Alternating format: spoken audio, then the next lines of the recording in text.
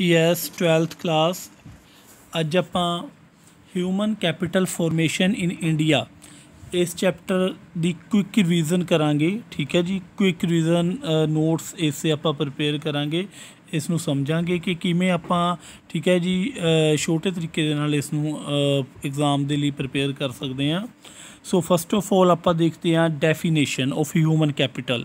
Human capital ਦੀ ਜੋ definition ਹੈ ਉਹ ਦੇਖਾਂਗੇ ਆਪਾਂ ਕਿ ਕਿਸ ਤਰੀਕੇ ਦੇ ਨਾਲ ਆਪਾਂ ਇਸ ਨੂੰ ਠੀਕ ਹੈ ਜੀ ਦੇਖ ਸਕਦੇ ਹਾਂ। Human capital it refers to the stock of skill, ability, expertise, education and knowledge involved in the people.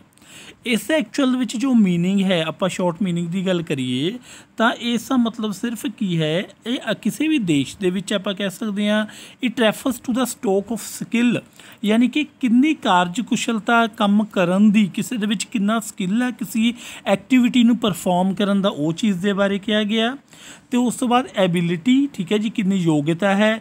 Expertise ਯਾਨੀ ਕਿੰਨਾ ਕੋਈ ਕੰਮ ਕਰਨ ਦੇ ਲਈ ਕੋਈ ਪਰਸਨ ਕਿਸੇ ਚੀਜ਼ ਨੂੰ ਐਕਸਪਰਟ ਹੈ। ਅਤੇ ਐਜੂਕੇਸ਼ਨ ਦਾ ਸਟੇਟਸ ਕੀ ਹੈ। ਉਸ ਤੋਂ ਬਾਅਦ knowledge involved in the people, ਕਿ ਲੋਕਾਂ ਦੇ ਵਿੱਚ ਕਿੰਨੀ ਕਿਸੇ ਚੀਜ਼ ਦੇ ਪ੍ਰਤੀ ਨੌਲੇਜ ਹੈ। ਇਹ ਸਾਰੀ ਹਿਊਮਨ ਕੈਪੀਟਲ ਹੈ, ਠੀਕ ਹੈ, ਇੱਕ ਤਰੀਕੇ ਦੀ ਕਿਸੇ ਵੀ ਦੇਸ਼ ਦੀ। ਠੀਕ ਹੈ, ਇਸ ਤੋਂ ਬਾਅਦ ਆਪਾਂ ਗੱਲ ਕਰੀਏ ਹਿਊਮਨ ਕੈਪੀਟਲ ਦੇ ਨਾਲ ਸੰਬੰਧਿਤ ਤਾਂ two major sources of human capital in country. ਠੀਕ ਹੈ ਜੀ, ਸੋ ਤੁਸੀਂ ਇਹ ਨੋਟਸ ਜਿਹੜੇ ਪ੍ਰਪੇਅਰ ਕਰਨੇ ਇਹਨਾਂ ਨੂੰ ਤੁਸੀਂ ਨੋਟ ਵੀ ਕਰ ਲੈਣਾ ਕਾਪੀ ਦੇ ਉੱਪਰ ਵੀ। ਠੀਕ ਹੈ ਜੀ, ਕਿਉਂਕਿ ਮੇਨ ਪੁਆਇੰਟਸ ਨੇ ਜਿਹੜੇ ਇਹੀ ਕਰਨੇ ਨੇ ਆਪਾਂ ਨੇ ਮੇਨਲੀ। ਠੀਕ ਹੈ, two major sources of human capital in country. ਕਿਸੇ ਵੀ ਦੇਸ਼ ਦੇ ਵਿੱਚ ਜੇ ਆਪਾਂ ਹਿਊਮਨ ਕੈਪੀਟਲ ਦੀ ਗੱਲ ਕਰਦੇ ਹਾਂ, ਕਿਸੇ ਵੀ ਦੇਸ਼ ਦੇ ਵਿੱਚ ਉਹਦੇ ਦੋ ਮੇਜਰ ਸੋਰਸ ਹੁੰਦੇ ਨੇ। ਠੀਕ ਹੈ ਜੀ, ਕਿਹੜੇ ਕਿਹੜੇ ਦੋ ਮੇਜਰ ਸੋਰਸ ਹੁੰਦੇ ਨੇ ਉਹ ਦੇਖੋ। ਨੰਬਰ 1 ਐਕਸਪੈਂਡੀਚਰ ਔਨ ਐਜੂਕੇਸ਼ਨ, ਅਤੇ ਉਸ ਤੋਂ ਬਾਅਦ ਨੰਬਰ 2 ਐਕਸਪੈਂਡੀਚਰ ਔਨ ਹੈਲਥ। ਠੀਕ ਹੈ ਜੀ, ਆਪਾਂ ਗੱਲ ਕਰੀਏ ਦੋ ਤਰੀਕਿਆਂ ਦੇ ਨਾਲ। ਇੱਕ ਤਾਂ ਜੇਕਰ ਕੋਈ ਦੇਸ਼ ਹੈ ਜਿਹੜਾ ਉਹ ਐਕਸਪੈਂਡੀਚਰ ਕਰਦਾ ਐਜੂਕੇਸ਼ਨ ਦੇ ਉੱਪਰ ਜਾਂ ਐਕਸਪੈਂਡੀਚਰ ਕਰਦਾ ਹੈਲਥ ਦੇ ਉੱਪਰ, ਤਾਂ ਉਸ ਦੇਸ਼ ਦੀ ਜੋ ਕੈਪੀਟਲ ਹੈ ਹਿਊਮਨ ਕੈਪੀਟਲ, ਠੀਕ ਹੈ, ਉਹ ਇਹੀ ਚੀਜ਼ਾਂ ਦੇ ਉੱਤੇ ਨਿਰਭਰ ਕਰਦੀ ਹੈ। ਠੀਕ ਹੈ ਜੀ, ਐਕਸਪੈਂਡੀਚਰ ਔਨ ਐਜੂਕੇਸ਼ਨ ਆਪਾਂ ਦੇਖੀਏ ਜੇਕਰ, ਠੀਕ ਹੈ ਜੀ, ਸ਼ਾਰਟ ਮੀਨਿੰਗਸ ਦੇ ਵਿੱਚ, ਤਾਂ ਜੇਕਰ ਆਪਾਂ ਖਰਚਾ ਕਰਾਂਗੇ ਦੇਖੋ ਐਜੂਕੇਸ਼ਨ ਦੇ ਉੱਤੇ ਤਾਂ ਹੀ ਡਿਵੈਲਪਮੈਂਟ ਹੋਣੀ ਹੈ। ਕਿਉਂਕਿ ਜੇ ਪੜ੍ਹੇ ਲਿਖੇ ਲੋਕ ਨੇ ਕਿਸੇ ਵੀ ਦੇਸ਼ ਦੇ ਵਿੱਚ ਤਾਂ ਉਹੀ ਡਿਵੈਲਪਮੈਂਟ ਦੇ ਲਈ ਦੇਸ਼ ਨੂੰ ਅੱਗੇ ਲੈ ਕੇ ਜਾਣ ਦੇ ਲਈ ਸਕਿੱਲ ਬਣਨਗੇ। ਠੀਕ ਹੈ ਜੀ, ਸਕਿਲਡ ਬਣਨਗੇ, ਐਜੂਕੇਟਿਡ ਪਰਸਨ, ਨੌਲੇਜੇਬਲ ਪਰਸਨ ਬਣ ਜਾਣਗੇ। ਠੀਕ ਹੈ ਜੀ, ਉਹ ਹਰ ਇੱਕ ਕੰਮ ਨੂੰ, ਹਰ ਇੱਕ ਐਕਟੀਵਿਟੀ ਨੂੰ ਪਰਫੋਰਮ ਕਰਨ ਦੇ ਲਈ ਪੂਰੀ ਤਰ੍ਹਾਂ ਦੇ ਨਾਲ ਤਿਆਰ ਹੋਣਗੇ। ਉਸ ਤੋਂ ਬਾਅਦ ਆਪਾਂ ਗੱਲ ਕਰੀਏ ਐਕਸਪੈਂਡੀਚਰ ਔਨ ਹੈਲਥ। ਹੈਲਥ ਦੇ ਉੱਤੇ ਐਕਸਪੈਂਡੀਚਰ ਕਰਾਂਗੇ ਜੇਕਰ ਲੋਕਾਂ ਦੀ ਜੋ ਆਪਾਂ ਕਹਿ ਸਕਦੇ ਹਾਂ ਕਿ ਮੌਤ ਦਰ ਘਟੂਗੀ। ਠੀਕ ਹੈ ਜੀ, ਮੌਤ ਦਰ ਘਟੂਗੀ ਅਤੇ ਲੋਕਾਂ ਦੀ ਸਿਹਤ ਅੱਛੀ ਰਹੂਗੀ ਤਾਂ ਹੀ ਉਹਨਾਂ ਦੀ ਕੰਮ ਕਰਨ ਦੀ ਐਬਿਲਿਟੀ ਵਧੂਗੀ ਨਾ। ਠੀਕ ਹੈ ਜੀ, ਇਸ ਚੀਜ਼ ਨੂੰ ਆਪਾਂ ਦੇਖੀਏ, ਆਪਾਂ ਲਾਈਨ ਟੂ ਲਾਈਨ ਵੀ ਇਸ ਨੂੰ ਪੜ੍ਹਦੇ ਹਾਂ। ਠੀਕ ਹੈ ਜੀ, ਸੋ ਨੰਬਰ 1 ਆਪਾਂ ਦੇਖਦੇ ਹਾਂ ਸਭ ਤੋਂ ਪਹਿਲਾਂ expenditure on education. It is one of the most important source of human capital. ਕਹਿੰਦਾ ਇਹ ਇੱਕ ਬਹੁਤ ਇੰਪੋਰਟੈਂਟ ਸੋਰਸ ਹੈ human capital formation the. Investment in education is not only highly productive. ਕਹਿੰਦੇ ਜੇਕਰ ਆਪਾਂ ਇਨਵੈਸਟਮੈਂਟ ਕਰਦੇ ਹਾਂ ਨਾ ਐਜੂਕੇਸ਼ਨ ਦੇ ਉੱਤੇ, not only highly productive but also its yields increasing return. ਠੀਕ ਹੈ ਜੀ, ਇਹ ਸਿਰਫ ਪ੍ਰੋਡਕਟਿਵ ਹੀ ਨਹੀਂ ਹੈ ਬਲਕਿ ਇਹ ਬਹੁਤ ਜ਼ਿਆਦਾ ਆਪਾਂ ਨੂੰ ਕੀ ਕਰਦੀ ਹੈ, increasing return and accelerates economic growth of all resources. ਹੁਣ ਦੇਖੋ ਜਿਹੜੀ ਇਹ ਚੀਜ਼ ਹੈ ਇਹ ਕਹਿੰਦਾ ਸਾਨੂੰ ਰਿਟਰਨ ਅੱਛੇ ਦਿੰਦੀ ਹੈ ਐਜੂਕੇਸ਼ਨ। ਜੇ ਆਪਾਂ ਅੱਜ ਇਨਵੈਸਟ ਕਰਦੇ ਹਾਂ ਐਜੂਕੇਸ਼ਨ ਦੇ ਵਿੱਚ ਤਾਂ ਆਉਣ ਵਾਲੇ ਸਮੇਂ 'ਚ ਆਪਾਂ ਨੂੰ ਬਹੁਤ ਜ਼ਿਆਦਾ ਠੀਕ ਹੈ ਜੀ ਰਿਟਰਨ ਮਿਲਣਗੇ ਇਸसे। ਐਂਡ ਐਕਸਲਰੇਟ ਇਕਨੋਮਿਕ ਗਰੋਥ, ਅਤੇ ਇਹ ਇਕਨੋਮਿਕ ਗਰੋਥ ਨੂੰ ਐਕਸਲਰੇਟ ਕਰੂ ਯਾਨੀ ਕਿ ਤੇਜ਼ੀ ਲੈ ਕੇ ਆਊਗੀ ਇਕਨੋਮਿਕ ਗਰੋਥ ਦੇ ਵਿੱਚ। ਠੀਕ ਹੈ ਜੀ, ਐਕਸਲਰੇਟ ਦਾ ਮਤਲਬ ਹੈ of all the resources education receives most importance because it gives maximum contribution to the development of the country। ਕਹਿੰਦਾ ਸਾਰੇ ਰਿਸੋਰਸਿਸ ਦੇ ਵਿੱਚ ਸਭ ਤੋਂ ਜ਼ਿਆਦਾ ਇੰਪੋਰਟੈਂਟ ਜੇਕਰ ਦੇਖੀ ਜਾਵੇ ਤਾਂ ਕਿਹੜੀ ਹੈ, ਐਜੂਕੇਸ਼ਨ ਹੈ, ਕਿਉਂਕਿ ਇਹ ਸਭ ਤੋਂ ਜ਼ਿਆਦਾ ਕੰਟਰੀਬਿਊਸ਼ਨ ਦਿੰਦੀ ਹੈ। ਠੀਕ ਹੈ ਜੀ, ਕਿਸੇ ਵੀ ਦੇਸ਼ ਦੀ ਤਰੱਕੀ ਦੇ ਲਈ। Secondly expenditure on health. ਠੀਕ ਹੈ ਜੀ, ਐਕਸਪੈਂਡੀਚਰ ਔਨ ਹੈਲਥ ਦੇ ਵਿੱਚ ਬੇਟਾ ਦੇਖੋ ਕਹਿੰਦੇ health is an important input for developed nation. ਠੀਕ ਹੈ ਜੀ, ਆਪਾਂ ਕਹਿ ਸਕਦੇ ਕੋਈ ਜੇ ਡਿਵੈਲਪਮੈਂਟ ਹੈ ਨਾ ਕਿਸੇ ਵੀ ਨੇਸ਼ਨ ਦੀ ਆਪਾਂ ਕਰਨੀ ਤਾਂ ਹੈਲਥ ਇੰਪੋਰਟੈਂਟ ਰੋਲ ਪਲੇ ਕਰਦੀ ਹੈ। Expenditure on health is needed in the following areas, a sick laborer without access to medical facility is compelled to abstain from work and there is a loss in productivity। जेकर ਆਪਾਂ देखो किसी person की सेहत खराब है तो ਆਪਾਂ ਉਸ ਨੂੰ ठीक है प्रोडक्टिविटी ਦੇ ਲਈ ਲੇਬਰ ਦੇ ਵਿੱਚ नहीं रख सकांगे, जे ਲੇਬਰ 'ਚ नहीं रख सकांगे प्रोडक्टिविटी घट जाएगी। ठीक है बेटा। उस तो बाद गल करिए the various forms of health expenditure and are preventive medicine. ठीक है जी, curative medicine, social medicine, provision of clean drinking water. So ਆਪਾਂ ਨੂੰ ਕੀ ਕਰਨਾ ਚਾਹੀਦਾ ਹੈ the various form of health expenditure ਜਿਹੜੇ ਹੈਲਥ ਦੇ ਉੱਤੇ ਐਕਸਪੈਂਡੀਚਰ ਹੁੰਦੇ ਨੇ ਇਸ ਤੇ ਕਿਹੜੀ ਫਾਰਮਸ ਹੋ ਸਕਦੀਆਂ ਨੇ। ਪ੍ਰੀਵੈਂਟਿਵ ਮੈਡੀਕਲ ਕਿ ਕਿਸੇ ਚੀਜ਼ ਤੋਂ ਬਚਾਅ ਹੋ ਸਕੇ ਬਿਮਾਰੀ ਤੋਂ, ਇਹ ਜਿਹੇ medicines, curative medicines, social medicines. ਠੀਕ ਹੈ ਜੀ। ਉਸ ਤੋਂ ਬਾਅਦ provision of clean drinking water, ਜੇ ਪੀਣ ਦੀ ਸੁਵਿਧਾ ਵੀ ਪਾਣੀ ਹੈ ਜਿਹੜੀ ਪੀਣ ਦੀ ਸੁਵਿਧਾ ਉਹ ਵੀ ਅੱਛੀ ਤਰੀਕੇ ਦੇ ਨਾਲ ਅੱਛੇ ਪਾਣੀ ਪੀਣ ਦੀ ਸੁਵਿਧਾ ਹੋਣੀ ਚਾਹੀਦੀ ਹੈ, ਕਹਿਣ ਦਾ ਮਤਲਬ ਹੈ। ਠੀਕ ਹੈ ਜੀ। ਇਸ ਤੋਂ ਬਾਅਦ ਬੇਟਾ importance of human capital formation. हुण आपां देखिए तो ह्यूमन कैपिटल फॉर्मेशन की जो इंपोर्टेंस है, जे आप ह्यूमन कैपिटल फॉर्मेशन करते हैं यानी कि ह्यूमन ठीक है जी लोगों को आप वध तो वध सुधार के लिए चीज़ां प्रोवाइड करते हैं तो वो चीज़ों की इंपोर्टेंस की आ। इंपोर्टेंस आप नंबर 1 पॉइंट देखिए तो education facilities use of resources in the country. जी एजुकेशन है फैसिलीटेट करती है use of resources in the country. ठीक है जी, ध्यान देने की गल है यूज़ ऑफ रिसोर्सिज। जे आप गल करिए जी एजुकेशन है वो यूज़, जे अपने को एजुकेशन है किसी चीज़ के नाल संबंधित अपने को नॉलेज है तो ही आप उस रिसोर्सिज नूं ठीक है जी यूज़ कर सकते हैं कंट्रीज़ नूं जेड़े कि बिना यूज़ तो पे ने। जे अपने को स्किल है, जे आप एजुकेटेड है तो ही यूज़ करांगे। जे आपनूं मशीन है कोई ठीक है जे आपनूं चलानी ही नहीं आती है तो आप किवें उसनूं यूज़ कर लांगे। जे उस दे बारे आप पढ़ांगे, उसकी स्किल सीखांगे चलाण दी, दैन आप उसनूं यूज़ करांगे ना। तो ही कह रहे हैं कि इंपोर्टेंस है ह्यूमन कैपिटल फॉर्मेशन की। जेकर आप ह्यूमन कैपिटल फॉर्मेशन करते हैं तो इंपोर्टेंस की है कि एजुकेशन जेकर आप दे रहे हैं तो फैसिलीटेट करती है किस चीज़ नूं use of resources in the country. Human capital formation raises the productivity and production as knowledgeable and skilled workers makes a better use of resources. हुण देखो जो ह्यूमन कैपिटल फॉर्मेशन है ना ये की करता तुहाडे कोल रेसिस द प्रोडक्टिविटी, इहदे नाल प्रोडक्टिविटी वधेगी एक तां ठीक है जी। उस तो बाद knowledgeable and skilled workers makes a better use of resources. जेकर नॉलेजेबल या स्किल होणगे परसन तो वह वधिया यूज़ करनगे रिसोर्सिज है जिहड़े भी देश दे विच पे ने। उस तो बाद increase in the productivity and quality production depends upon ठीक है जी जो इनक्रीज इन प्रोडक्टिविटी दे विच इनक्रीज होएगा तो जी क्वालिटी प्रोडक्शन होएगी हुण ठीक है जी क्योंकि एजुकेटेड परसन के वालों जो आप काम कर रहे हैं क्योंकि स्किल्ड हो जाएगी। Depends on technical skill of the people. देखो जो टैक्नीकल स्किल्ड होंगे परसन दैन ये चीज़ हो सकती है which can be acquired only by education जी कि एजुकेशन के नाल ही अक्वायर की जा सकती है और training and मेनटेनिंग health of the people. तो उस तो बाद की गल की कि आप मेनटेन जेकर करके रखांगे लोगों की हैल्थ ठीक है जी इस नाल ये चीज़ हो सकती है। उस तो बाद इंपोर्टेंस देखांगे सैकेंड तो कंट्रोल ऑफ पॉपूलेशन ग्रोथ। हुण आप देखिए सैकेंडली कंट्रोल किमें है ठीक है जी control of population growth. It has been observed that educated persons देखो जेकर आप परसनस ने एजुकेट करांगे ना तो उस दे नाल की होएगा जिहड़े एजुकेटेड परसनस होने ने उन्हां दे वल्लों की है कि समॉल फैमिलीज़ नूं आ ध्यान देण वाली गल है। देखो जी समॉलर फैमिलीज़ इसनूं ज़्यादा तो ज़्यादा समॉलर फैमिलीज़ नूं ठीक है जी आप कह सकते हैं कि समॉलर फैमिलीज़ ने ज़्यादा पसंद किया जाऊगा। आप कह सकते हैं या ज़्यादा तो ज़्यादा आप कह सकते हैं कि इसनूं ही ऑप्शन किया जाएगा ठीक है जी ऑप्ट किया जाएगा। So spread of education is necessary to control population growth rate. So इस नाल जे समॉलर फैमिलीज़ नूं ठीक है जी ज़्यादा पसंद करनगे ठीक है जी इस नाल अपने कोल पॉपूलेशन ग्रोथ है जी ओबवियस है कंट्रोल हो जाएगी। उस तो बाद नंबर 3 ते गल करिए तो इंप्रूव क्वालिटी ऑफ लाइफ। हुण जिहड़े पढ़े लिखे लोग होणगे उन्हां दी क्वालिटी लाइफ है जिहड़ी यानी लाइफ की क्वालिटी वो भी इंप्रूव होएगी ओबवियस गल है ठीक है जी। जो इलिटरेट परसन ने उन्हां दी गल जेकर की जाए उन्हां दे विच उन्नी सेंस नहीं होएगी ठीक है जी जिन्नी क्वालिटी जिहड़ी वधिया करन दी लाइफ दी एक लिटरेट परसन जिहड़ा पढ़िया लिखिया परसन उहदी होएगी। The quality of a population depends upon the level of education, health of a person and skill formation. ठीक है, तीन चीज़ों के उत्ते कहता निर्भर करूगी। ठीक है जी, एक के लैवल ऑफ एजुकेशन किहो जिहा है, हैल्थ किहो जी है, skill formation acquired by the people. ठीक है जी, human capital formation not only makes people productive and creative, सिर्फ कहता प्रोडक्टिव या क्रिएटिव नहीं बनाती हैगी human capital formation, but also transform the life of the people. So उन्हों का जो जीवन पद्धर है लोगों का वो भी ठीक है चेंज कर देंगी यह चीज़ है जो। सो नंबर 4 ते गल करी जाए तो इनक्रीज लाइफ एक्सपैक्टेंसी।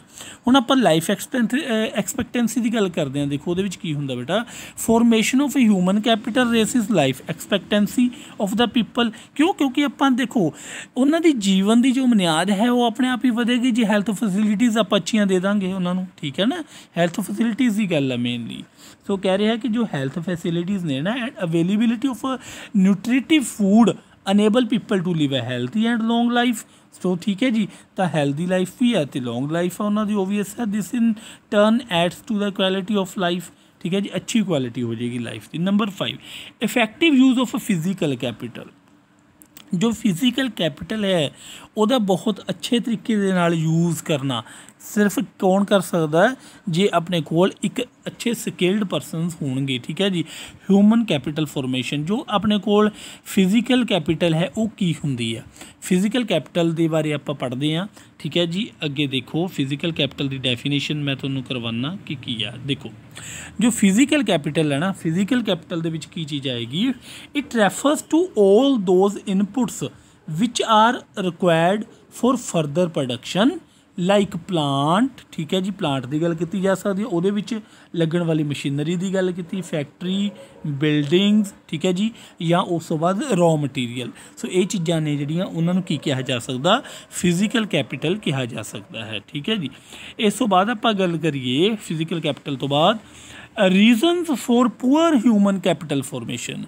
हुण जिहड़ी poor capital human capital formation है ये की कारण ने। देखो ह्यूमन कैपिटल फॉर्मेशन बहुत जरूरी है किसी कंट्री की डिवेलपमेंट लिए, बट जे नहीं होंगी तो वो की कारण ने, ये चीज़ आप पढ़ांगे इस दे विच। ठीक है, सो नंबर 1 कारण देखो कह रहे हैं कि इनसफिशिएंट रिसोर्सिज। एक तो रिसोर्सिज इनसफिशिएंट ने। ठीक है, यानी कि जिन्ने रिसोर्सिज की जरूरत है ह्यूमन कैपिटल फॉर्मेशन के लिए वो रिसोर्सिज अवेलेबल नहीं होने। ठीक है जी, ये चीज़ आप कह सकते हैं कि एक पुअर ह्यूमन कैपिटल फॉर्मेशन का कारण है। The resources allocated to the formation of human capital have been much less than the resources required for meeting the educational and health needs of the country.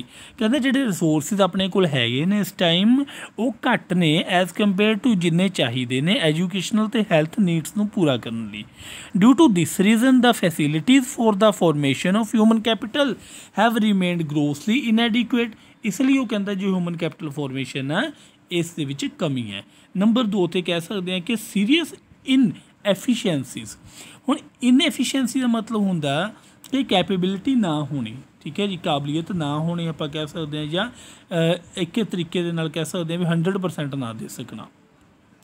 There are a lot of wastage of society's resources as capabilities of educated people are either not made use of in case of unemployment or an underutilized in case of unemployment. ठीक है जी, आप कह सकते हैं कि बहुत ज़्यादा कहना रिसोर्सिज ने ना जिहड़े ਉਹ खराब होंदे ने किसी भी देश दे जेकर उन्होंने यूज़ नहीं किया जाता। ये किस कारण हो सकता, आप कह सकते हैं कि अनएम्पलॉयमेंट दे करके। ठीक है जी, सैकेंड गल की कही गई है, सैकेंड गल की कही गई है मैसिव लिटरेसी नॉन एजुकेशन। ठीक है जी, of many children poor health facilities are other inefficiencies which have not been attended to adequately and properly. हुण उस तो बाद कह रहे हैं कि non education of many children, बहुत बच्चे ने जिहड़े वो नहीं पढ़े लिखे है, घट पढ़े लिखे, या फिर चाइल्ड लेबर की गल की जा सकती है। ठीक है जी, बच्चे नहीं पढ़ रहे या पुअर हैल्थ फैसिलिटीज़ अच्छियां नहीं दित्तियां जा रही है। सो यह जी कुछ कहता इनएफिशिएंसीज ने जिहड़ियां ठीक है एक बहुत ज़्यादा ह्यूमन कैपिटल फॉर्मेशन इफेक्ट कर दियां ने, यानी कि उन्होंने नहीं अच्छी तरह ठीक है जी पूरी तरह होण दिंदी है किसी भी देश दे विच। नंबर 3 ते कह सकते हैं कि हाई ग्रोथ ऑफ पॉपूलेशन, वही आप उपर भी पढ़ी है गल कि the continuous rise in population has adversely affected the quality of human capital. जिन्नी ग्रोथ पॉपूलेशन की ज़्यादा हो जाएगी उन्ने रिसोर्सिज अपने कोल घटी जाने ने, जिन्ने रिसोर्सिज घटी जाएंगे ठीक है, अच्छी तरीके दे नाल आपां स्किल्ड नहीं कर सकते परसन नूं जिन्नी जरूरत है अपने देश दे विच या किसी भी देश दे विच ह्यूमन कैपिटल फॉर्मेशन दी। ठीक है जी। उस बाद नंबर 4 किया जा सकता है कि lack of proper manpower planning. ठीक है जी। There is an imbalance between the demands for the supply. ठीक है जी। हुण देखो की कह रहा है कि देयर इज़ एन इम्बैलेंस, यानी कि बैलेंस नहीं है किहड़ी चीज़ दे विच between the demand for the supply of human resources of various categories specially in case of highly skilled person. ठीक है जी। The absence of such balancing has resulted in wastage of resources. हुण जेकर आप बैलेंस ही नहीं बना पा रहे हैं, जिहड़ी चीज़ डिमांड हो रही है उहदी वध सप्लाई हो गई, जिहड़ी चीज़ डिमांड नहीं हो रही घट सप्लाई हो गई, या कुछ भी बैलेंस ही नहीं बन रहा तुहाडा, तां आपां की कह सकते हैं कि वो एक तरीके दे नाल आपां उस चीज़ नूं वेस्ट कर रहे हैं। ठीक है। सो नंबर 5 ते हाई पॉवर्टी लैवल, जे बहुत ज़्यादा पॉवर्टी है तो ह्यूमन कैपिटल फॉर्मेशन करनी या स्किल्ड करना या एजुकेटेड करना या हैल्थ फैसिलिटीज़ प्रॉपर यूज़ करना वो चीज़ां नहीं हो सकती। The majority of population falls below poverty line affecting the human capital formation. उस बाद फिजिकल कैपिटल के बारे आपने पढ़ी लिता कि फिजिकल कैपिटल है की है, क्यों पढ़े आपने, क्योंकि आपने अगे डिफरेंसिस करने हैं। ठीक है जी। Difference between human capital and physical capital. ठीक है जी। हुण देखो जो डिफरेंस है इंपोर्टेंट ने, ह्यूमन कैपिटल की गल की जाऊगी, उस तो बाद फिजिकल कैपिटल की गल की जाऊगी। ठीक है जी।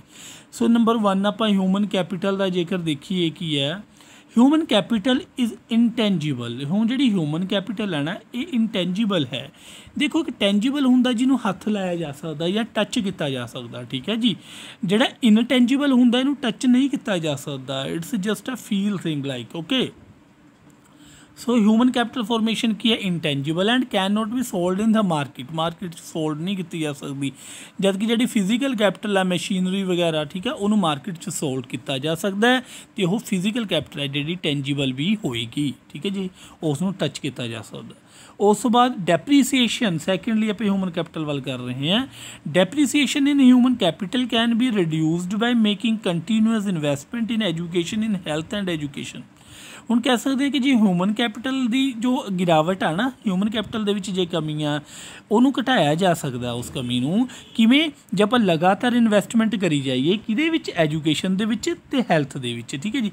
हैल्थ दे विच ते एजुकेशन च आपां इन्वेस्टमेंट करो तो अच्छी ह्यूमन कैपिटल हो जाए। बट उस बाद फिजिकल कैपिटल की गल करिए कहंदा it depreciates with the passage of time. So ये किवें हुंदी है, ये डेप्रीशिएट जो समा निकली जा रहा है ये डेप्रीशिएट हो ही जाती है। ठीक है जी। उस बाद नंबर 3 की गल करांगे, उहदे विच मशीनरी वगैरह की घसावट की गल की जा सकती है। नंबर 3 पॉइंट देखो, human capital is less mobile between countries but third ते it is more mobile between countries. हुण मोबाइल का मतलब हुंदा आना जाना कह सकते हैं आप। ठीक है जी। मोबाइलिटी हुंदी है जिहड़ी अपनी। ठीक है। ह्यूमन कैपिटल है जिहड़ी अलग अलग कंट्रीज़ दे विच ठीक है जी ज़्यादा नहीं जाती, यानी कि आप कह सकते लेबर की गल करिए, स्किल्ड परसनस की गल करिए, एजुकेटेड परसनस की गल करिए, एक देश तो दूजे देश तक या दूजे देश के विच ज़्यादा नहीं जाती, जबकि जी अपने को फिजिकल कैपिटल है ये ज़्यादा तो ज़्यादा एक देश तो दूजे देश के वाल जाती है। ठीक है जी। मोबाइलिटी हुंदी है जाना। उस बाद नंबर 4 की गल की जा सकती है। Human capital like skills of a person can not be separated from the own. Human capital है जी तुहाडे तो कोई भी बंदा जिहड़ा हैगा वो अलग नहीं कर सकता हैगा, सैपरेटेड फ्रॉम द ओन अपने आप तो अलग नहीं हो सकती। नंबर 4 फिजिकल कैपिटल की गल करिए तो लाइक मशीनरी वगैरह सैपरेटेड फ्रॉम इट्स ओनर्स। जेकर अज तुसीं उसके मालक हो मशीनरी दे तो कल उसनूं तुसीं ज़्यादा पैसों ते बेचता या कुछ भी है तो उस तो सैपरेट हो गए, बट ह्यूमन कैपिटल नूं सैपरेट नहीं किया जा सकता है। ठीक है जी। उस बाद नंबर 5 पॉइंट करिए। नंबर 5 दे विच की कहा जा रहा तुहाडे कोल कि जो फॉर्मेशन है ना of human capital is partly a social process by partly a conscious decision of the possessor of human capital. So उस तो बाद आप गल करिए नंबर 5 फिजिकल कैपिटल दी। तो physical capital is the outcome of the conscious decision of the owner and is mainly an economic and technical process. हुण देखो फॉर्मेशन ऑफ ह्यूमन कैपिटल है ना जी, जे ह्यूमन कैपिटल की गल करिए वो एक तरीके का डिसीजन लैन की योग्यता होनी किसी परसन दे विच। ठीक है जी, तुसीं ये गल ध्यान दे नाल देखनी है, रट्टा नहीं लगाना इस चीज़ को आपां ने। सिर्फ फॉर्मेशन ऑफ ह्यूमन कैपिटल का मतलब जस्ट की है एक डिसीजन मेकर हो जाऊगा वो परसन, एक एबिलिटी होगी उस डिसीजन मेक की। उस बाद जी फिजिकल कैपिटल है ये उस डिसीजन मेकिंग जो बंदे एजुकेटेड परसन है, एक स्किल्ड परसन है, ह्यूमन कैपिटल के वलों लिती जाने वाली डिसीजन का नतीजा फिजिकल कैपिटल है जोड़ा। ठीक है जी, ये टैक्नीकल प्रोसैस होंगी है थोड़ी जी फिजिकल कैपिटल है। उस बाद नंबर 6 जो ह्यूमन कैपिटल है ना थोड़ी, human capital formation is to be done through conscious policy formulation. ठीक है जी, उस बाद इट कैन बी 6 नंबर पर जेकर आप देखिए फिजिकल दे विच it can be formed easily with machines. So ये मशीन का वर्क है। जे ह्यूमन कैपिटल की गल करांगे is to be done through conscious policy formulation. इस दे विच आपां अलग अलग तरीके दी पॉलिसीज़ बना के इसनूं फॉर्म कर सकते हैं जो ह्यूमन कैपिटल फॉर्मेशन है कि किवें आपां ह्यूमन कैपिटल जिहड़ी उसनूं फॉर्म करिए। ठीक है जी, ये डिफरेंट पॉलिसीज़ दे उत्ते डिपेंड आ, वो टैक्नोलॉजी ते डिपेंड आ। इस तो बाद आप गल करिए लास्ट पॉइंट है। ठीक है जी, कि difference between human capital and human development.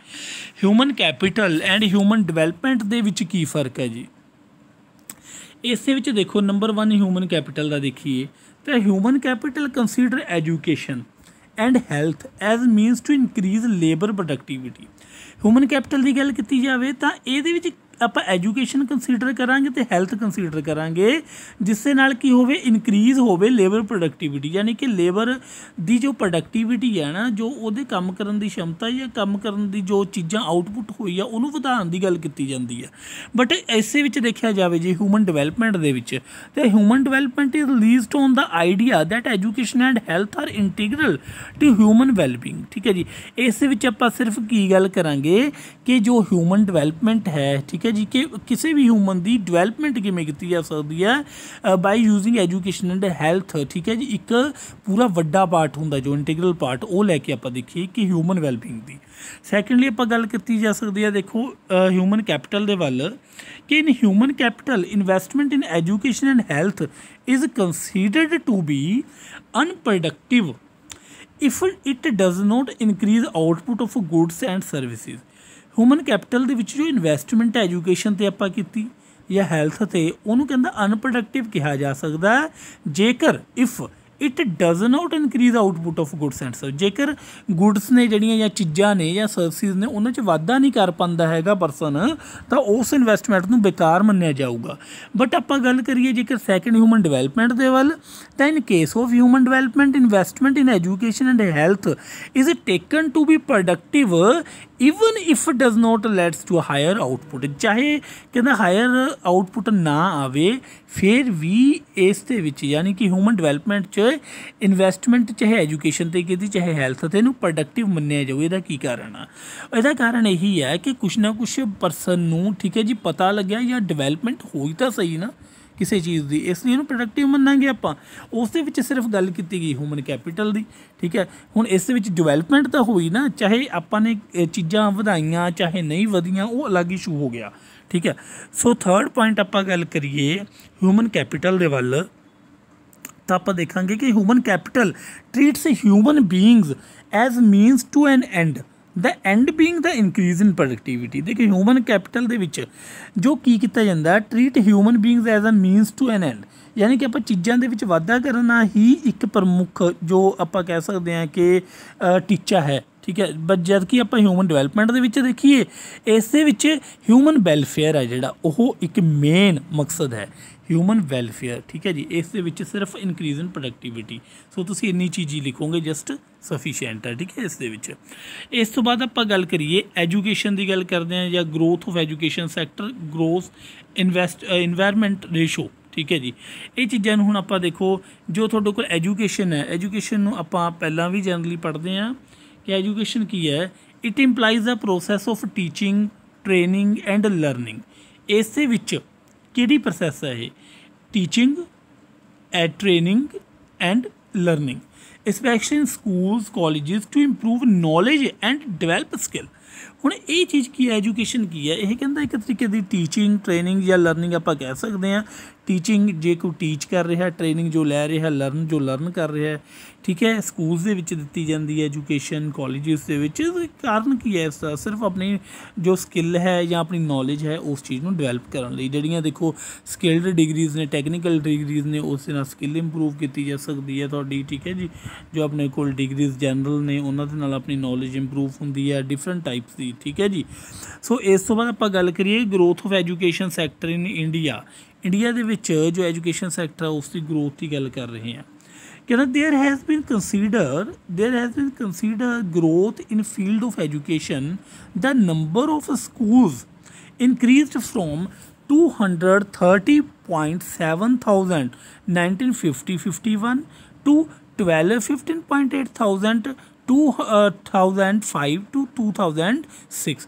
ਦੇਖੋ ਕਹਿੰਦਾ ਆਪਾਂ ਸਕੂਲਸ ਦੀ ਗੱਲ ਕਰੀਏ ਤਾਂ ਉਹ 230.7 ਤੋਂ ਵੱਧ ਕੇ 1950-51 ਸੀਗੇ, ਜੋ 2005 ਦੀ ਗੱਲ ਕੀਤੀ ਜਾਵੇ ਤਾਂ 1215,000 ਸਕੂਲਸ ਨੇ ਜਿਹੜੇ ਉਹ ਹੋ ਚੁੱਕੇ ਨੇ। The number of teachers in the same period increase from 751,000 to 6,010,000, ਠੀਕ ਹੈ ਜੀ। ਯਾਨੀ ਕਿ ਆਪਾਂ ਕਹੀਏ ਤਾਂ 751 ਜੋ 1000 ਜਾਂ 1000 ਟੀਚਰ ਸੀ ਉਸ ਤੋਂ ਹੁਣ ਚੇਂਜ ਹੋ ਕੇ 2005-6 ਦਾ ਡਾਟਾ ਦਿੱਤਾ ਹੋਇਆ ਤਾਂ ਉਸ ਦੇ ਅਕੋਰਡਿੰਗ 10,000 ਹੋ ਚੁੱਕੇ ਨੇ।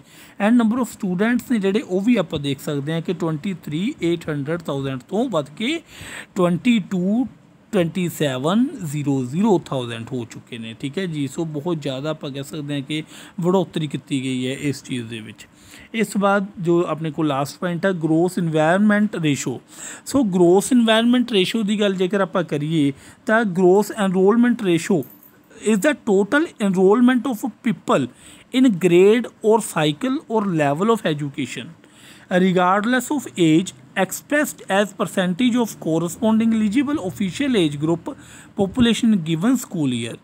GER in elementary education increased steadily from 82% in 1950 to 51 to 94.85% in 2005 to 2006। ਦੇਖੋ ਇਸ ਨੂੰ ਆਪਾਂ ਗਰੋਸ ਇਨਵਾਇਰਨਮੈਂਟ ਰੇਸ਼ੋ ਦੀ ਥਾਂ ਦੇ ਉੱਤੇ ਬੱਚੇ ਗਰੋਸ ਇਨਰੋਲਮੈਂਟ ਰੇਸ਼ੋ ਕਰ ਲਿਓ, ਠੀਕ ਹੈ ਜੀ, ਇਸ ਚੀਜ਼ ਦੀ ਜਗ੍ਹਾ ਦੇ ਉੱਤੇ।